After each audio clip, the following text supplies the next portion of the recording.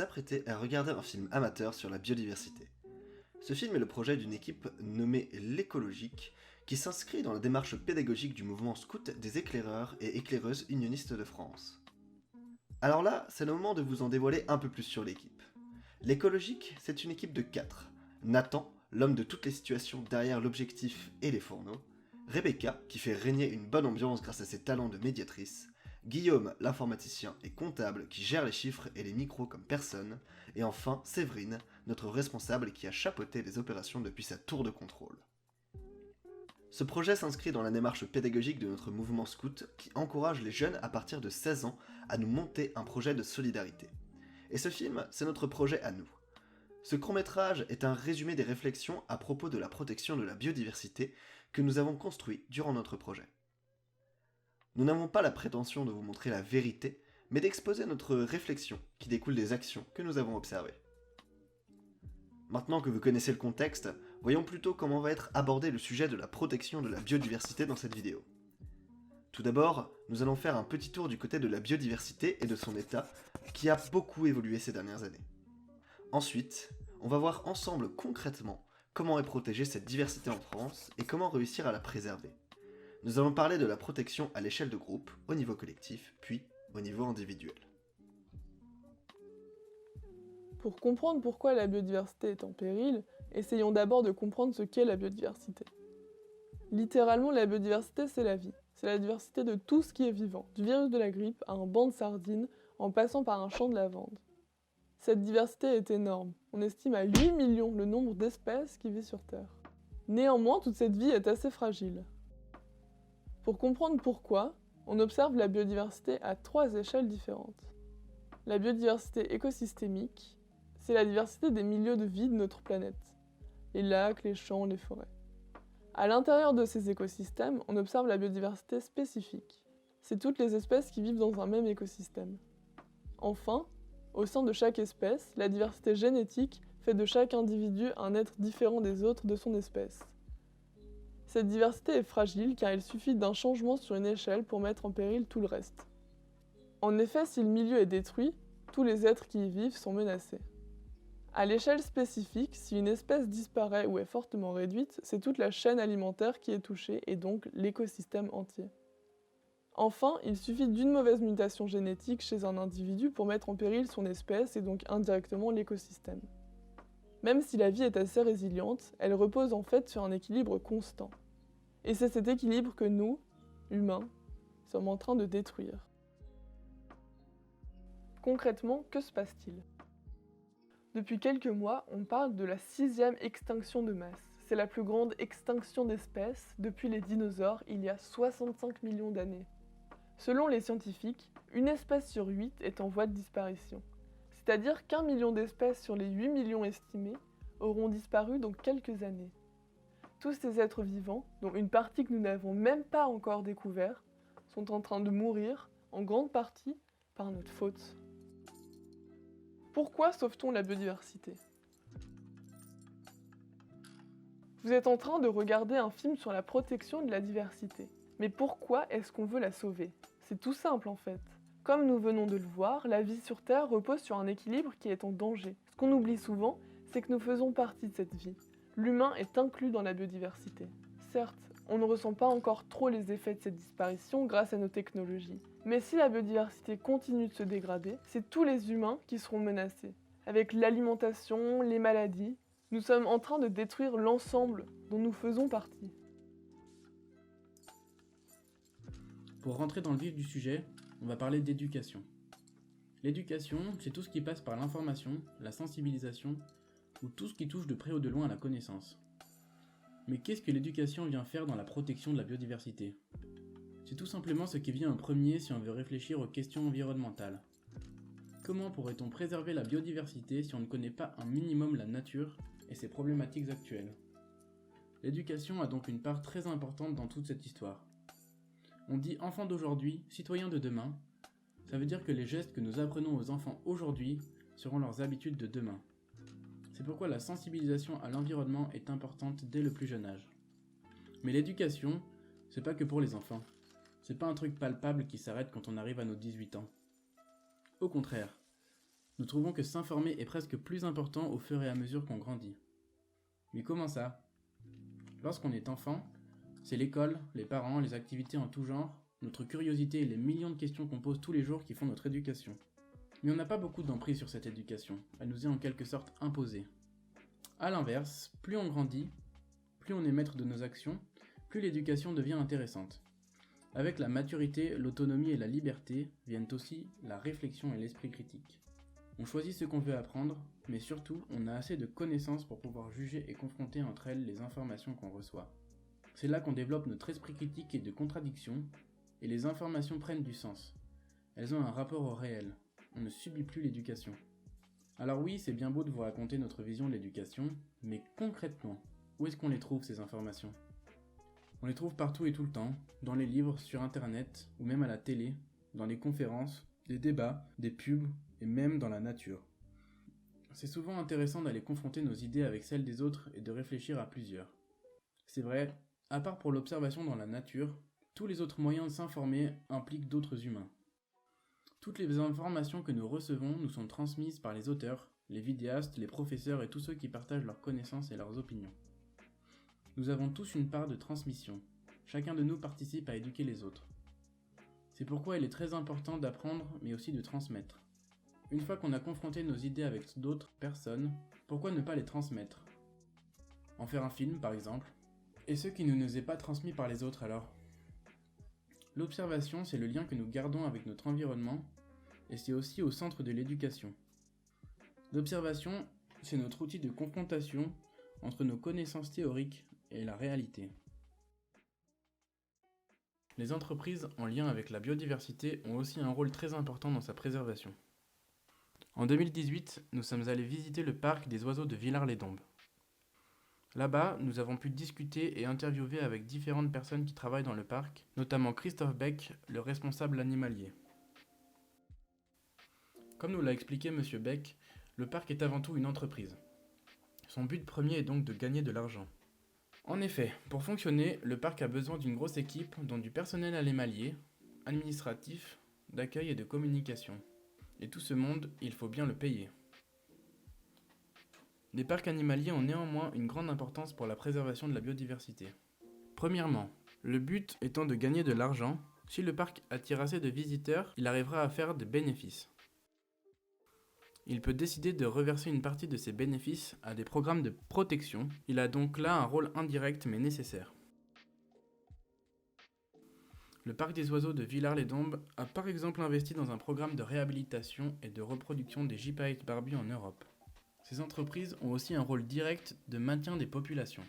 C'est vrai, même s'il faut bien faire la différence entre les populations d'individus captifs ou sauvages, nous sommes capables de faire reproduire des espèces qui sont en mauvaise posture ou même disparues dans leur milieu sauvage.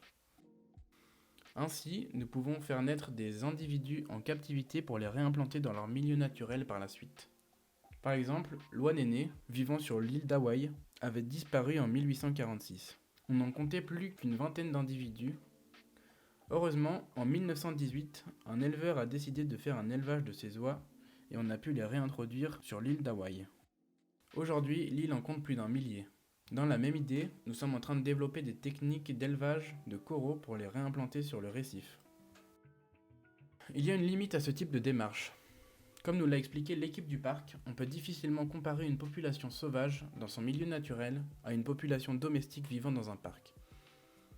En réalité, la plupart du temps, il est très difficile pour les animaux nés en captivité de s'adapter à la vie sauvage, voire même impossible pour certaines espèces. Cette technique a donc quand même beaucoup de limites. Pour finir, la part qui est peut-être la plus importante dans l'impact des parcs zoologiques est la sensibilisation. Le but premier des visiteurs est de découvrir les animaux et d'en apprendre sur eux. Et comme on l'a vu, la première chose qu'il faut faire pour protéger la biodiversité, c'est de la connaître. Nous avons pris l'exemple d'un parc zoologique, mais c'est assez similaire pour beaucoup d'autres entreprises de biodiversité, comme les jardins botaniques par exemple. Pour fonctionner, ces entreprises ont donc besoin de continuer d'attirer du public. Et la biodiversité qui vit dans la région du zoo n'attire souvent pas beaucoup le public. Les parcs doivent donc faire venir une biodiversité toujours plus exotique et colorée.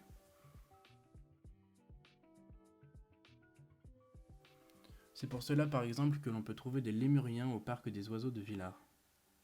Ces entreprises sont donc des acteurs majeurs dans la préservation de la vie, mais en contrepartie, cela nécessite souvent d'enfermer une partie de la biodiversité dans des cages. À l'opposé, il y a les associations. Les associations ont un fonctionnement bien différent des entreprises. En effet, il n'y a pas ou peu d'employés dans celles-ci, donc elles n'ont pas besoin de grandes rentrées d'argent. Par contre, leur fonctionnement repose donc sur l'engagement des bénévoles qui les font vivre. Les associations de protection de la biodiversité sont très nombreuses et très diversifiées. Elles proposent des actions allant de la découverte de la nature aux soins animaliers en passant par des balades botaniques. Juste avant de visiter le parc des oiseaux, nous avons passé une semaine avec la plus grosse association pour la biodiversité de France, la LPO. C'est donc en tant que bénévole que nous avons mené des actions avec la LPO de l'Isère à Grenoble. Cette association a 3 domaines d'action: la protection des espèces, la préservation des espaces et l'éducation et la sensibilisation. La LPO en quelques chiffres. Elle est présente dans 83 départements, c'est 50 000 adhérents et 5 000 bénévoles actifs. Il y a plus de 5 000 animations dans les écoles qui touchent plus de 30 000 personnes.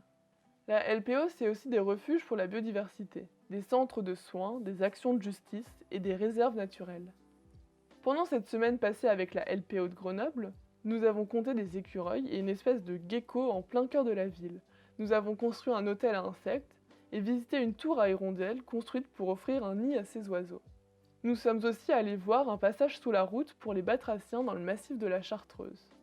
Pour finir, nous avons repéré des pièges à faune qui sont des pièges construits par l'homme non délibérément et qui causent la mort de nombreuses espèces qui vivent dans des trous, par exemple les panneaux de signalisation qui ont perdu leur cache en plastique. Les oiseaux rentrent dans le tube par le haut et sont incapables d'en sortir. Ils meurent d'épuisement. Nous avons repéré ces pièges dans la commune de Saint-Quentin-Fallavier en août 2018. Et en mars 2019, une action de rebouchage de ces pièges a permis de quasiment tous les neutraliser. Et oui, on peut se demander pourquoi la Ligue de protection des oiseaux protège aussi des grenouilles et des écureuils. Comme on a vu dans la première partie, la vie repose sur un équilibre. Ça ne sert à rien de sauver des oiseaux s'ils n'ont plus rien à manger. Ils finiront par mourir quand même. Il faut protéger l'écosystème. Ce qui nous a le plus marqué, c'est que tout au long de ces actions avec la LPO, nous avons été accompagnés par des gens engagés qui ont réussi à nous captiver et à nous transmettre leur passion. Aujourd'hui, en France, les discours engagés pour la préservation de l'environnement n'ont jamais été aussi nombreux. Pourtant, si on compare ces beaux discours aux priorités du gouvernement, on remarque qu'une grande partie des efforts du gouvernement est concentrée sur la croissance économique, alors qu'elle ne fait aujourd'hui pas bon ménage avec l'environnement. Et oui, une croissance infinie dans un monde fini, ce n'est pas possible. On sait déjà que les ressources consommées annuellement dépassent largement ce que la Terre peut produire sur la même période.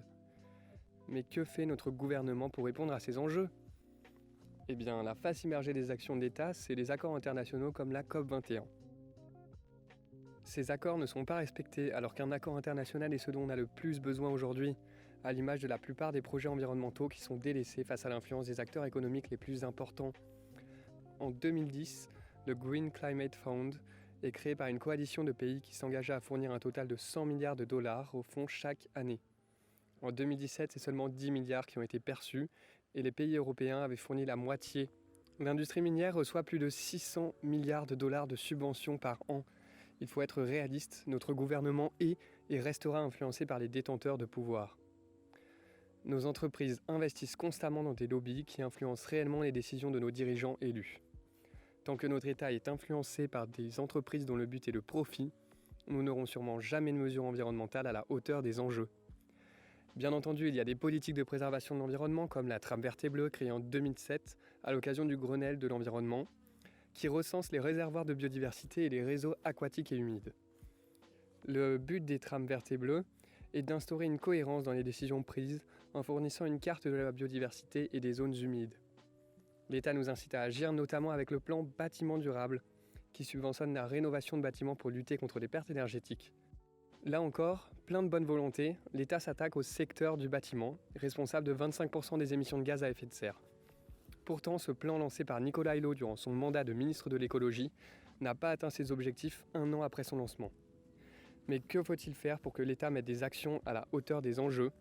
Si l'on veut inciter notre gouvernement à changer, il est évident de changer l'électorat, et l'électorat c'est nous, les citoyens. En 1970, le président Pompidou souhaitait créer une sorte de morale de l'environnement. C'est avec 50 ans de retard que les Français développent cette conscience de l'environnement.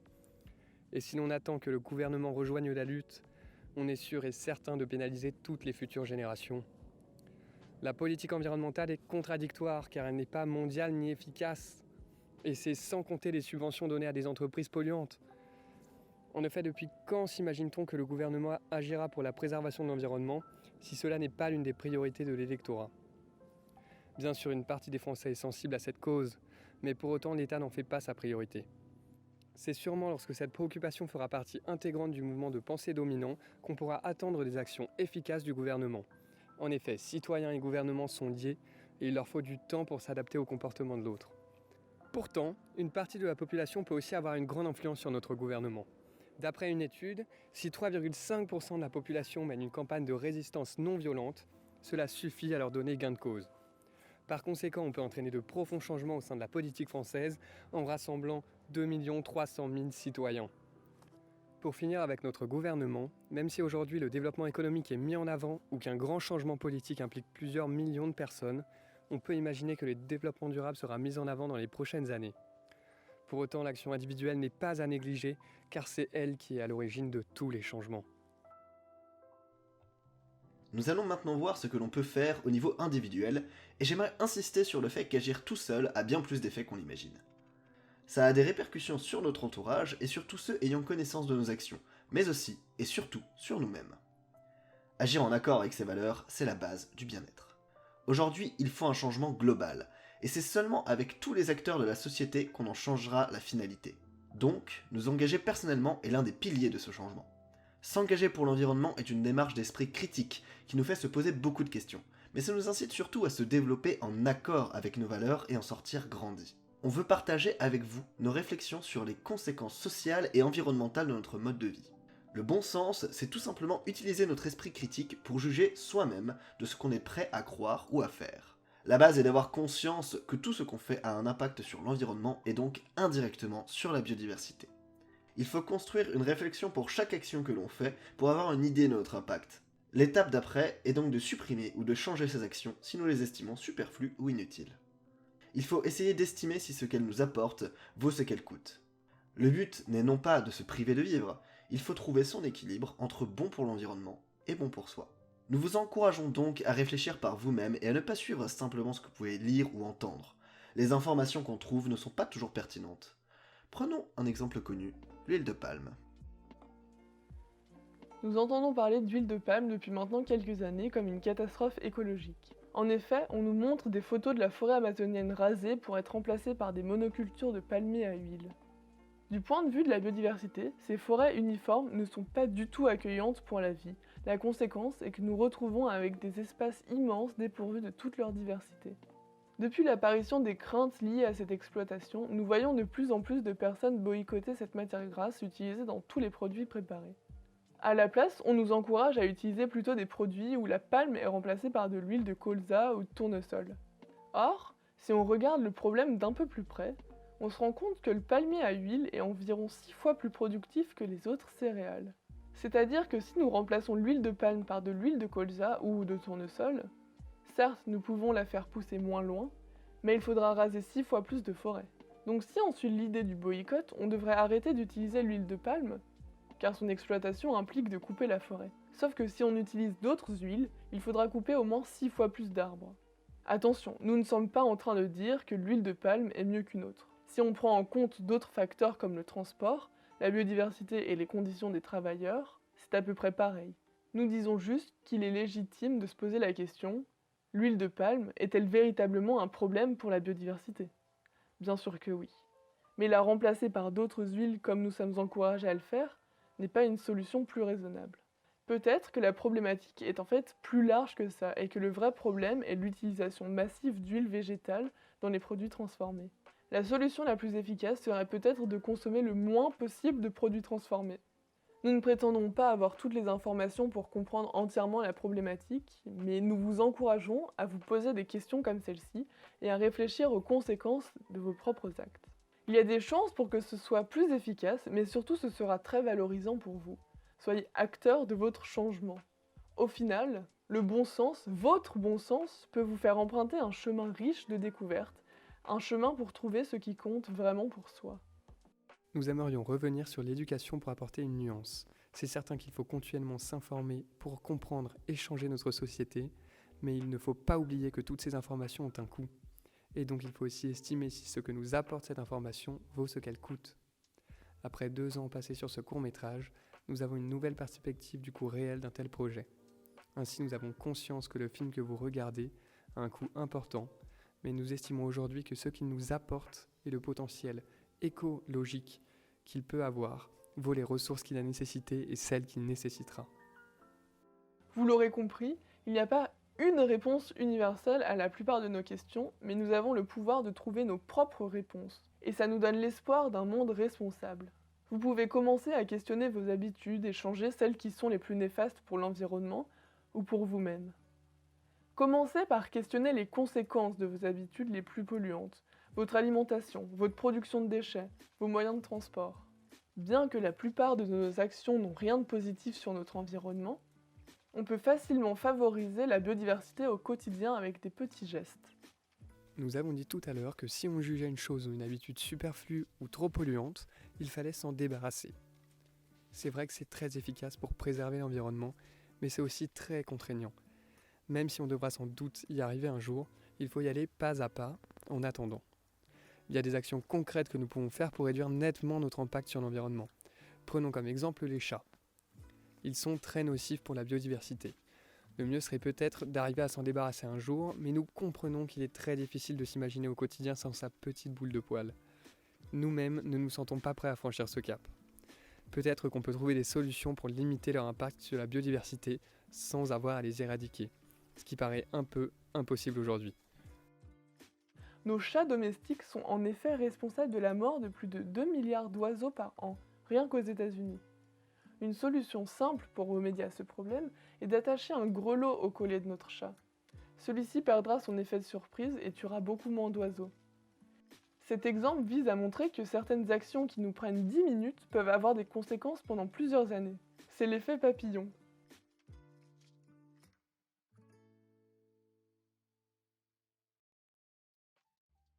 Au final, au vu des discours scientifiques sur la disparition de la biodiversité, on peut sérieusement se demander s'il est encore temps de sauver la planète.